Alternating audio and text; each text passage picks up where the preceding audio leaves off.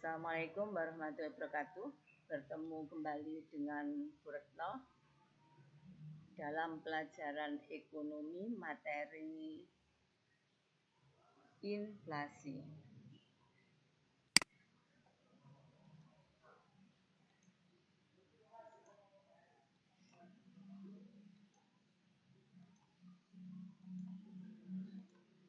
Dengan kompetensi inti berikut ini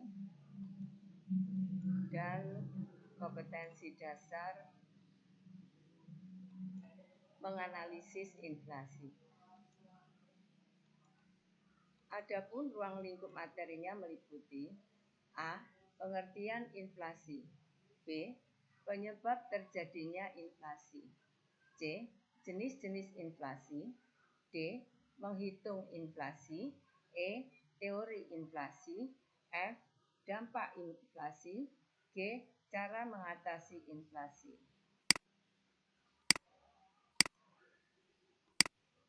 Adapun pengertian inflasi, dalam ilmu ekonomi, inflasi adalah suatu proses meningkatnya harga-harga secara umum dan terus-menerus atau kontinu berkaitan dengan mekanisme pasar yang dapat disebabkan oleh berbagai faktor, antara lain konsumsi masyarakat yang meningkat, berlebihnya likuiditas di pasar yang memicu konsumsi, atau bahkan spekulasi sampai termasuk juga akibat adanya ketidaklancaran distribusi barang.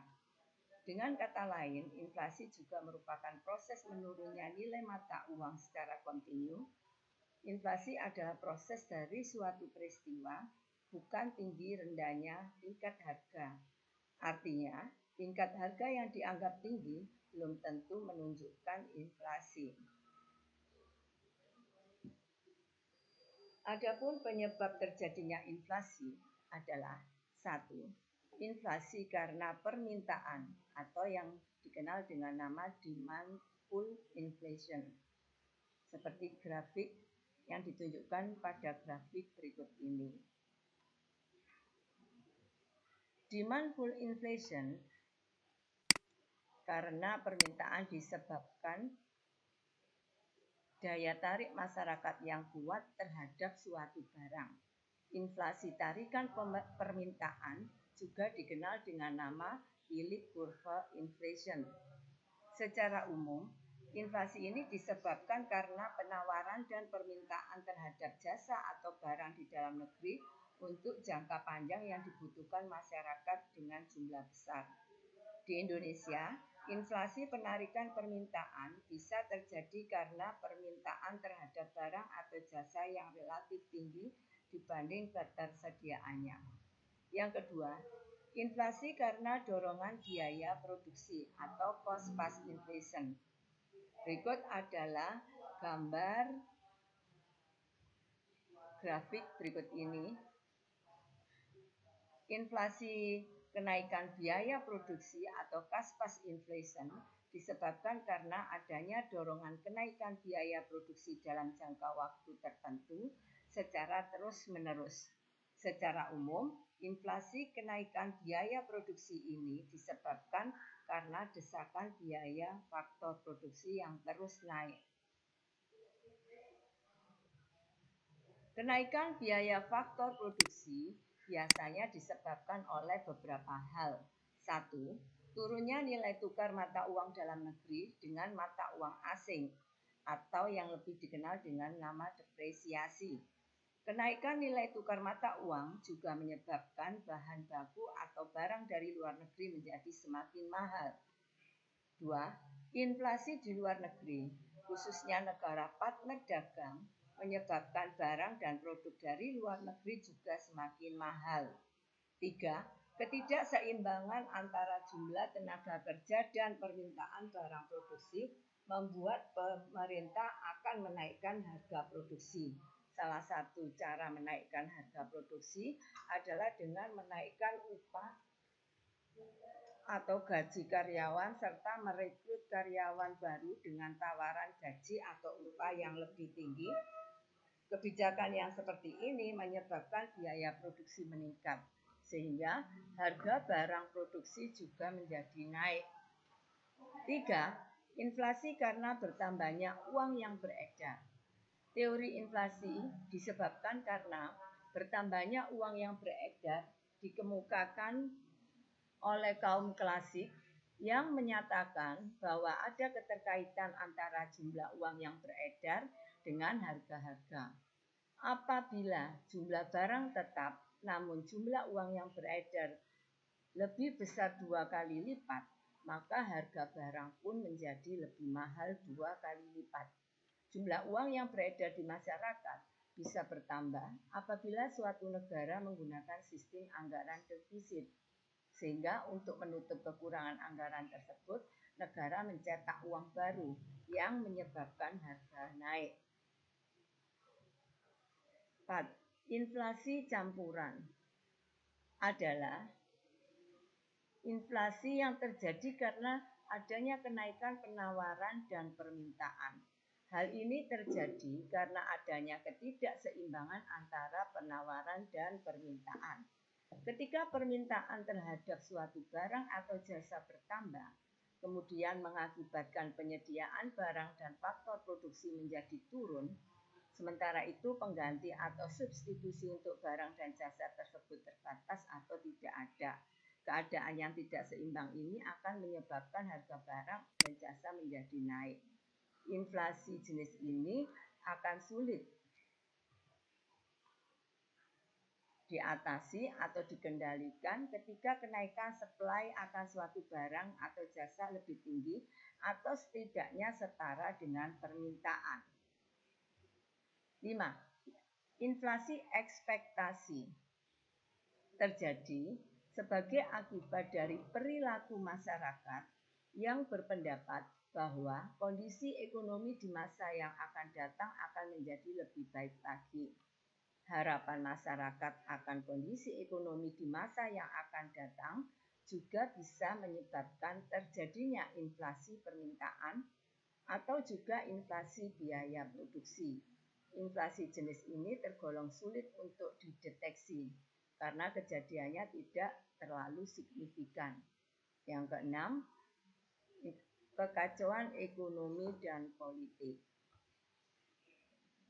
Jenis-jenis inflasi. 1. Jenis inflasi berdasarkan tingkat keparahannya. Di sini terbagi menjadi 4, yaitu 1. Inflasi ringan adalah inflasi yang mudah untuk dikendalikan dan belum begitu mengganggu perekonomian suatu negara. Terjadi kenaikan harga barang atau jasa secara umum, yaitu di bawah 10% per tahun dan dapat dikendalikan. Yang kedua, inflasi sedang, yaitu inflasi yang dapat menurunkan tingkat kesejahteraan masyarakat berpenghasilan tetap, namun belum membahayakan aktivitas perekonomian suatu negara. Inflasi ini berada di kisaran 10-30% per tahun. 3. Inflasi berat, yaitu inflasi yang mengakibatkan kekacauan perekonomian di suatu negara. Pada kondisi ini, umumnya masyarakat lebih memilih menyimpan barang dan tidak mau menabung karena bunganya jauh lebih rendah ketimbang nilai inflasi. Inflasi ini berada di kisaran 30% sampai 100% per tahun. 4. Inflasi sangat berat atau hyperinflation, yaitu inflasi yang telah mengacaukan perekonomian suatu negara dan sangat sulit untuk dikendalikan. Meskipun dilakukan kebijakan moneter dan fiskal, inflasi ini berada di kisaran 100% ke atas per tahun. 2. Jenis inflasi berdasarkan penyebabnya. Terdiri dari A. Demand pull inflation, yaitu inflasi yang terjadi karena permintaan akan barang atau jasa lebih tinggi dari yang bisa dipenuhi oleh produsen. 2. Cost push inflation, yaitu inflasi yang terjadi karena kenaikan biaya produksi sehingga harga penawaran naik. 3. Bottleneck inflation, yaitu inflasi campuran yang disebabkan oleh faktor penawaran dan atau faktor permintaan. 3. Jenis inflasi berdasarkan sumbernya. Dibedakan menjadi satu, domestic inflation, yaitu inflasi yang bersumber dari dalam negeri. Inflasi ini terjadi karena jumlah uang di masyarakat lebih banyak daripada yang dibutuhkan. Inflasi jenis ini juga dapat terjadi ketika jumlah barang atau jasa tertentu berkurang, sedangkan permintaan tetap sehingga harga-harga naik. 2. Imported inflation, yaitu inflasi yang bersumber dari luar negeri. Inflasi ini terjadi pada negara yang melakukan perdagangan bebas, di mana ada kenaikan harga di luar negeri.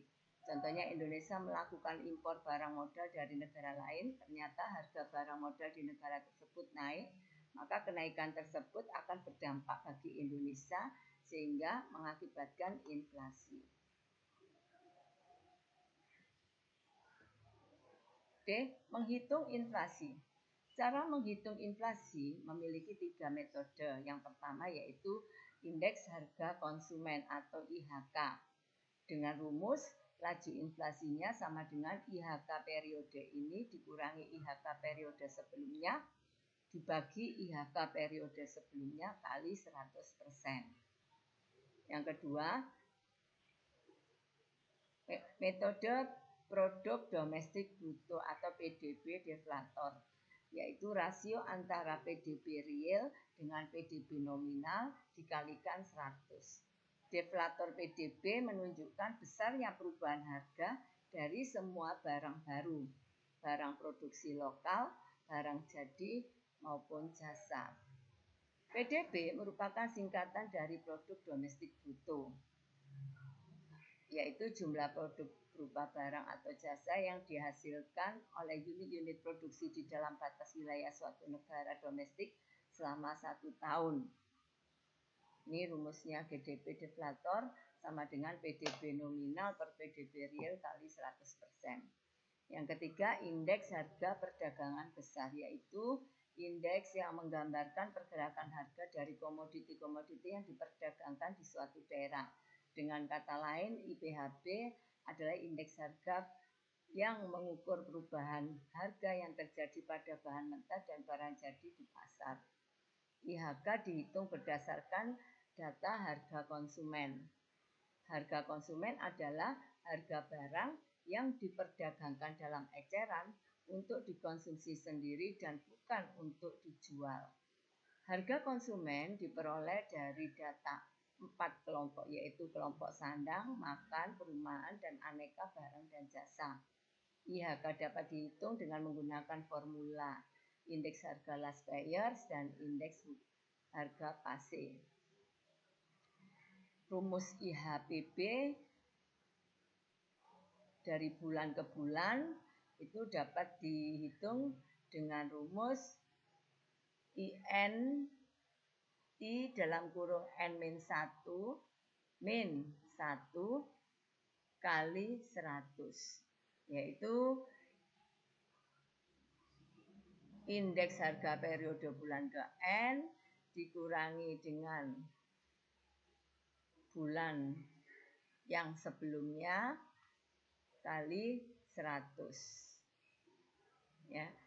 INT ini indeks harga IHBP, indeks harga perdagangan barang bulan ke N, tahun ke T. Di sini diberikan contoh IHBP bulan Desember tahun ke T.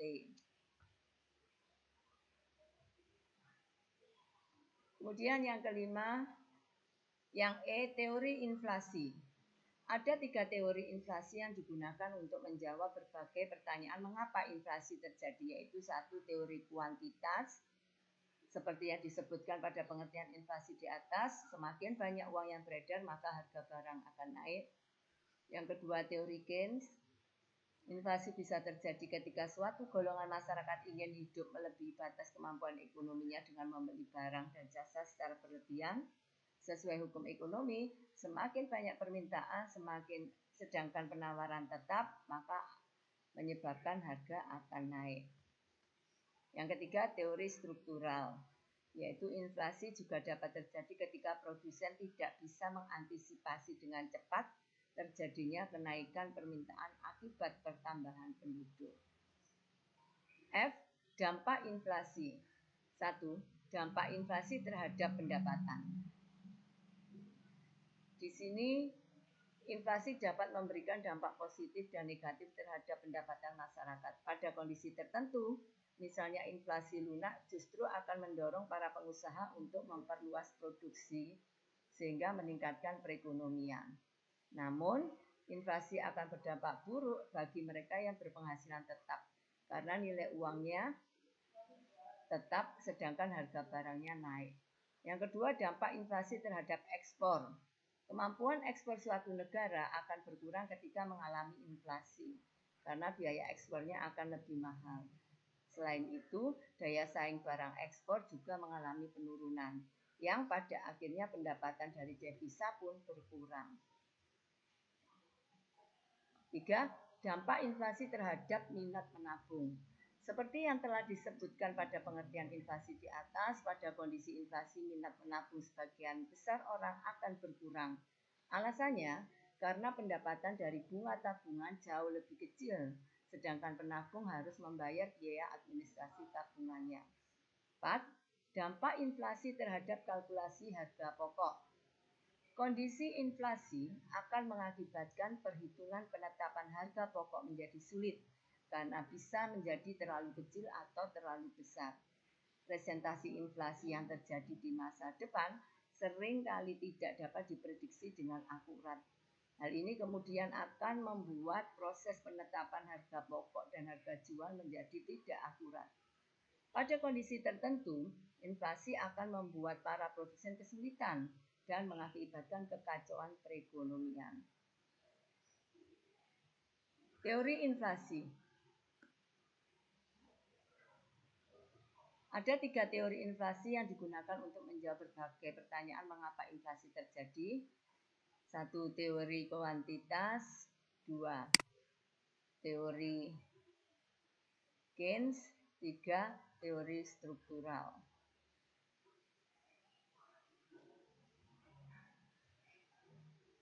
Cara mengatasi inflasi. 1. Kebijakan moneter adalah kebijakan ekonomi dengan menambah atau mengurangi jumlah uang yang beredar untuk mempengaruhi kegiatan ekonomi. Yang kedua, kegiatan fiskal adalah kebijakan yang dibuat oleh pemerintah untuk mengatur pengeluaran dan pendapatan negara. Kebijakan pajak dapat mempengaruhi permintaan total di suatu pasar sehingga akan mempengaruhi harga setiap barang. Yang ketiga, kebijakan non-fiskal dan non-moneter. Selain menggunakan kebijakan fiskal dan juga kebijakan moneter, pemerintah juga bisa menggunakan kebijakan non-fiskal dan non-moneter. Ini dapat dilakukan dengan beberapa cara. 1. Untuk kebijakan non-moneter dan kebijakan non-fiskal, ini dilakukan dengan cara sebagai berikut.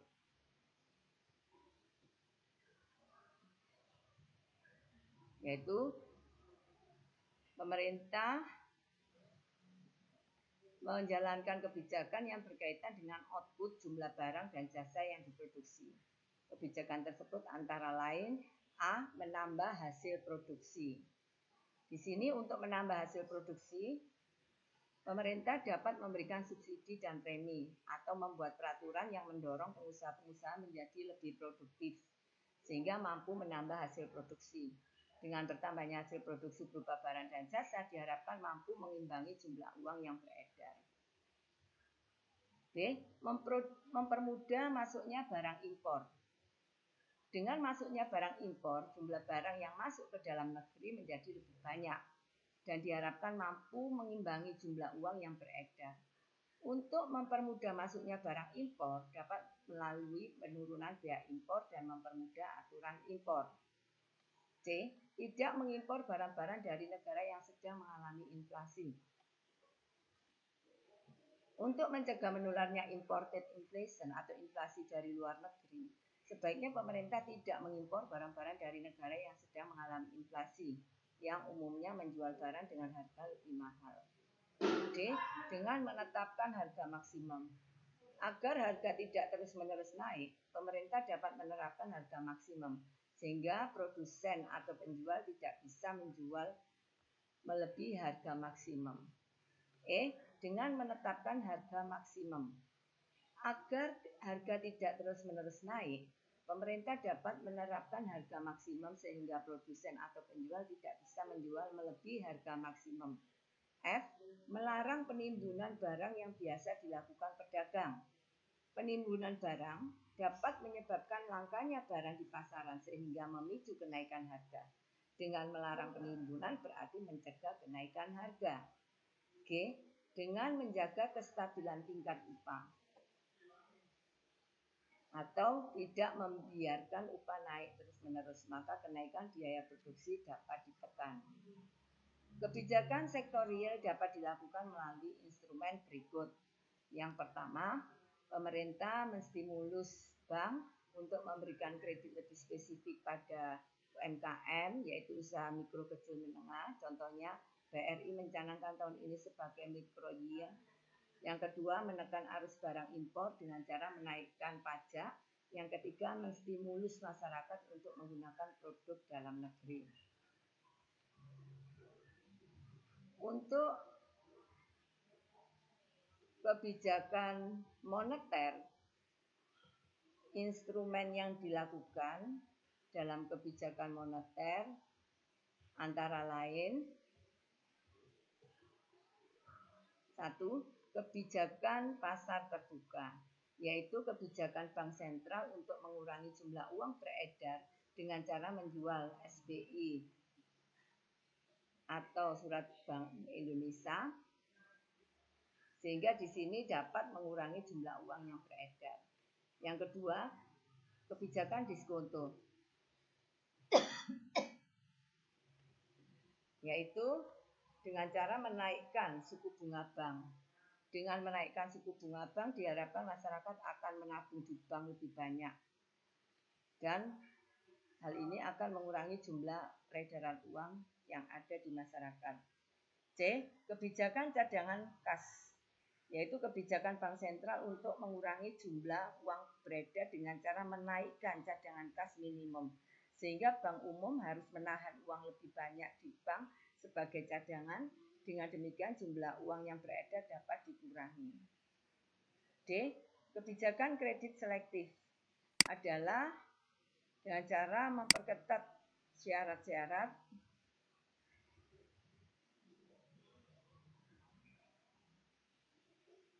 pemberian kredit. Syarat pemberian kredit yang ketat ini akan mengurangi jumlah uang yang beredar di masyarakat. Yang kelima, sunering, yaitu kebijakan bank sentral untuk memotong nilai mata uang dalam negeri jika negara sudah mengalami hiperinflasi atau inflasi di atas 100%, yaitu dengan memotong nilai mata uang, sehingga nilai mata uang yang beredar dapat dikurangi. F. Menarik atau memusnahkan uang lama. Kebijakan bank sentral mengurangi jumlah uang yang beredar dengan cara menarik atau memusnahkan uang yang lama seperti uang logam pecahan Rp5, Rp10, Rp25, serta uang kertas Rp100. G. Membatasi pencetakan uang. Untuk mengatasi inflasi, pemerintah harus membatasi percetakan uang baru supaya jumlah uang yang beredar di masyarakat tidak semakin bertambah. Kebijakan fiskal ini ialah kebijakan yang dilakukan pemerintah dengan cara mengubah penerimaan dan pengeluaran negara. H. Mengurangi pengeluaran pemerintah. Untuk mengatasi inflasi, pemerintah dapat mengurangi pengeluaran sehingga permintaan terhadap barang dan jasa berkurang yang pada akhirnya dapat menurunkan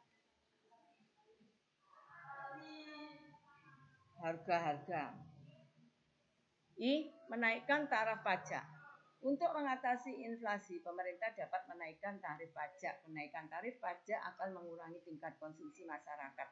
Berkurangnya tingkat konsumsi akan mengurangi permintaan terhadap barang dan jasa yang pada akhirnya dapat menurunkan harga-harga.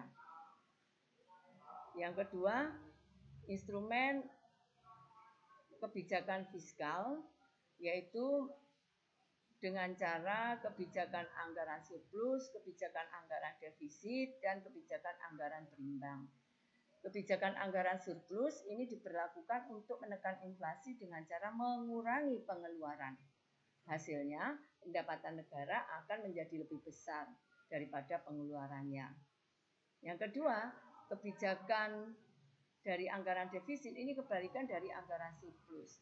Di sini, kebijakan anggaran defisit menyiasati pengeluaran yang lebih besar dari pendapatan. Caranya bisa dengan melakukan pinjaman dari pihak dalam atau luar negeri. Terdapat 4 jenis kebijakan defisit, yaitu defisit primer, defisit operasional, defisit moneter, dan defisit konvensional. C. Kebijakan anggaran berimbang. Tujuannya agar pendapatan dan pengeluaran berimbang. Namun begitu, penerapan kebijakan ini biasanya tidak dilakukan pada masa deflasi, karena untuk menghindari turunnya perekonomian negara. Selain kebijakan fiskal dalam anggaran di atas, maka untuk mengurangi inflasi dilakukan dengan cara 1. Mengurangi pengeluaran pemerintah, dan yang kedua menaikkan tarif pajak.